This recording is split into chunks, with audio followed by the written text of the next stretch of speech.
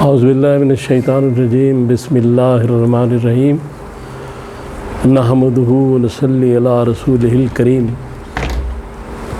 انتہائی قابل احترام سامعین و حاضرین، مجھ سے اچھے لوگوں، السلام علیکم ورحمۃ اللہ وبرکاتہ۔ درود شریف پڑھ لیں۔ اللہم صلی علی محمد۔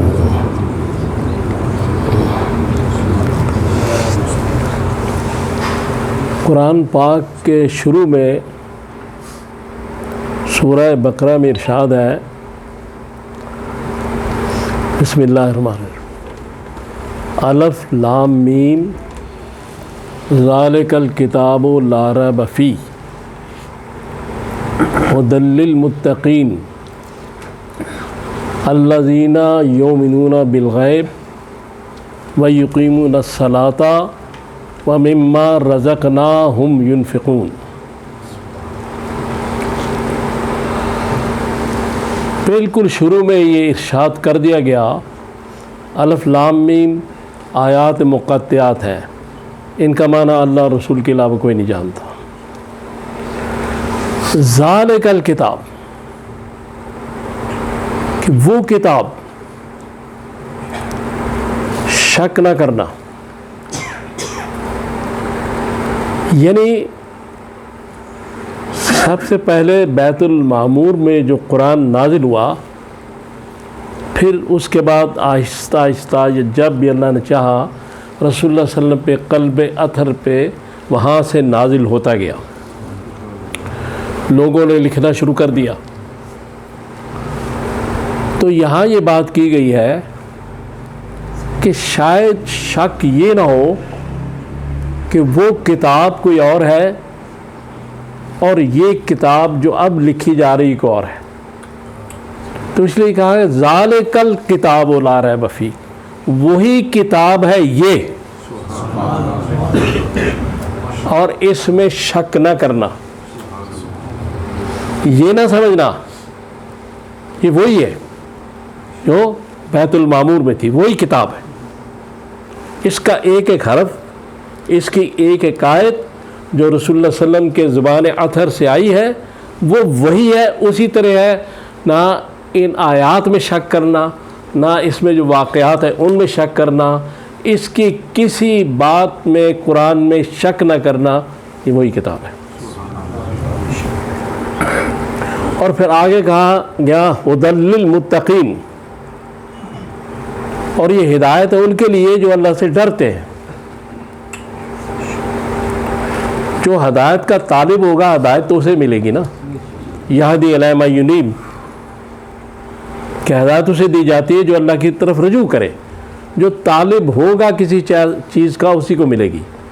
تو جو ہدایت کے طالب ہیں ان کے لیے ضروری ہے سب سے پہلے اللہ کا خوف پیدا کرے، خوف خدا پیدا کرے، تاکہ متقی ہو جائے۔ جب اللہ کا خوف ہو جاتا ہے تو آدمی متقی ہو جاتا ہے، پھر وہ اللہ تعالیٰ کے احکامات کی خلاف ورزی سے اسی طرح ڈرتا ہے جیسے کہ اللہ اس کو دیکھ رہا ہے۔ اسی لیے اگلی آیت میں کہا گیا الذین یؤمنون بالغیب، یہ وہ لوگ ہیں جو غیب پر اسی طرح ایمان رکھتے ہیں جیسے کوئی سامنے چیز ہوتی ہے، یعنی جس اللہ سے ڈر رہے ہیں وہ ان کو نظر نہیں آ رہا، لیکن یہ اسی طرح ایمان رکھ رہے ہیں کہ وہ ہمارے سامنے ہے اور ہمیں ہر شے ہماری ہر وہ دیکھ رہا ہے۔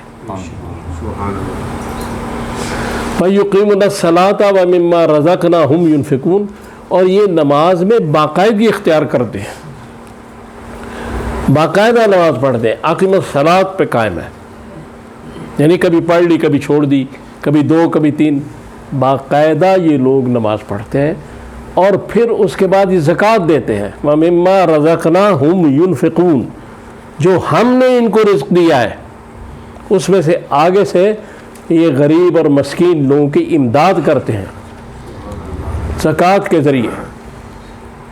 یہ بھی یہ سمجھتے ہیں کہ یہ رزق ہم نے دیا ہے، اس لیے قرآن نے کہا جو ہم نے رزق دیا ہے، کما یہ رہے ہیں لیکن یہ سمجھ رہے ہیں کہ دیا اللہ نے۔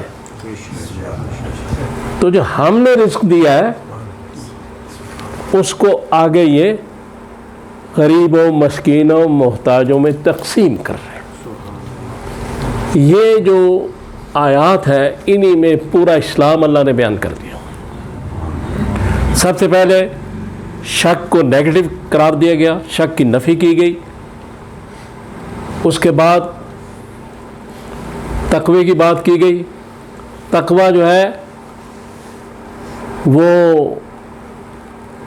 رمضان کے بارے میں، روزوں کے بارے میں جو آیت ہے اس میں یہی کہا گیا ہے کہ روزے اس لیے فرض کیے گئے ہیں تاکہ تم متقی ہو جاؤ۔ تو اس کا مقصد ہے کہ اس میں روزے بھی آ گئے، ہدی للمتقین میں متقی کے لیے روزے بھی آ گئے، رمضان بھی آ گیا۔ پھر حج ایک ایسی تقوی کی اتنی بڑی عبادت ہے، اتنی اہم،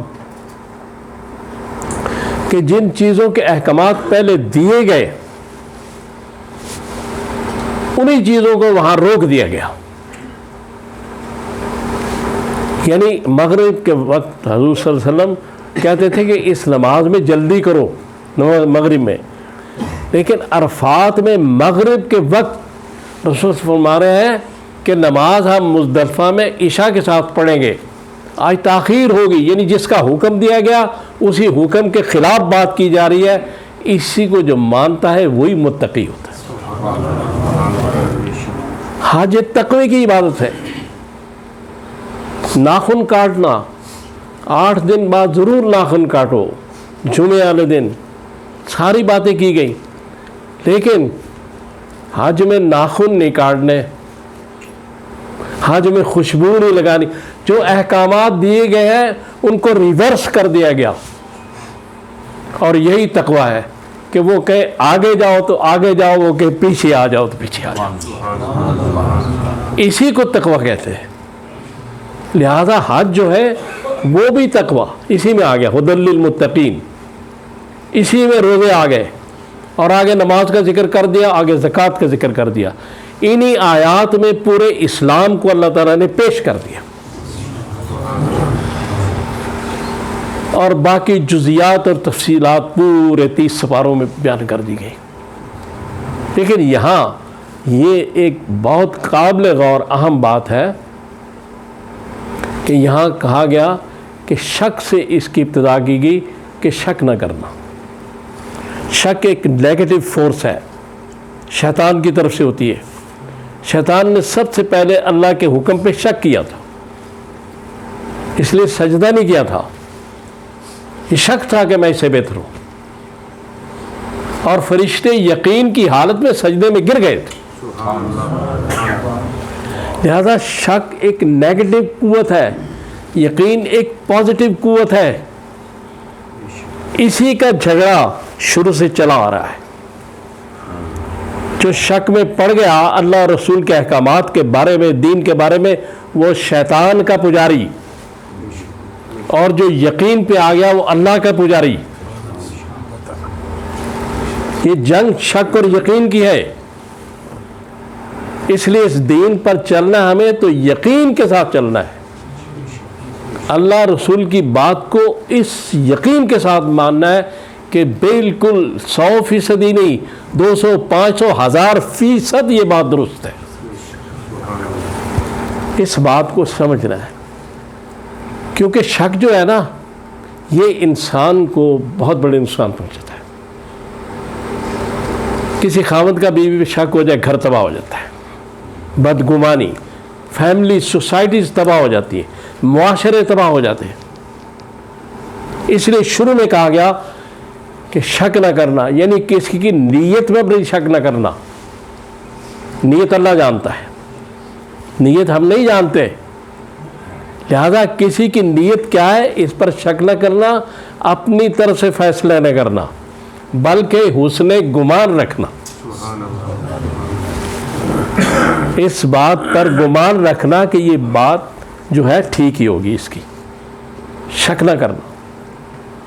لہذا اس شک اور یقین کو یہاں بیان کیا گیا، پورے دین کو بیان کر دیا گیا۔ اس کی بنیاد یہ رکھ دی گئی کہ جتنا آپ اس دین پر، اللہ اور رسول کے احکامات پر یقین رکھیں گے، دین و دنیا میں آپ کو کامیابیاں ملیں گی. اور جتنا اس میں شک کریں گے اتنا آپ اللہ سے اور رسول سے دور ہوتے جائیں گے, اور جتنا یقین کریں گے قریب ہوتے جائیں گے اللہ اور رسول کے. لہذا اصل مسئلہ یہ ہے کہ یہ شک اور یقین کا بہت بڑا ایک معاملہ ہے. یہ دو فورسز ہیں, ایک شیطان کی طرف سے کام کر رہی ہے, ایک اللہ کی طرف سے کام کر رہی ہے. لہذا ایک شعر ہے, اسی پہ میں اس بات کو ختم کروں گا کہ کہیں پہ شک نے خدا کا وجود کھویا ہے, کہیں یقین نے بت بھی خدا بنائے ہیں. کافر جو ہے وہ بتوں کو خدا مانتے ہیں, کافر ہیں, جہنم میں جائیں گے, لیکن اس یقین کا اتنا فیض ہے کہ اللہ تعالیٰ بتوں کے ذریعے ان کی مرادیں پوری کر دیتا ہے. یہ یقین کی قوت ہے, یقین کا اتنا فیض ہے. دیتا اللہ ہے سب کو, بتوں کے ذریعے بھی اللہ دیتا ہے اور دوسرے ذریعوں سے بھی اللہ دیتا ہے. دیتا اللہ ہی ہے, لیکن اس کے پیچھے قوت یقین کی ہے. تو جو سچے اللہ کو مانتا ہو, اس کا یقین بھی سچا ہو, پھر وہ کہاں پہنچے گا. تو اللہ سے دعا کرے اللہ مجھے اور آپ کو توفیق دے کہ میں نے جو باتیں کی ہم ان پہ عمل کر سکیں. صلی اللہ تعالیٰ علی خیر خلقی محمد و آلہ و صحبہ اجمعین برحمتک یا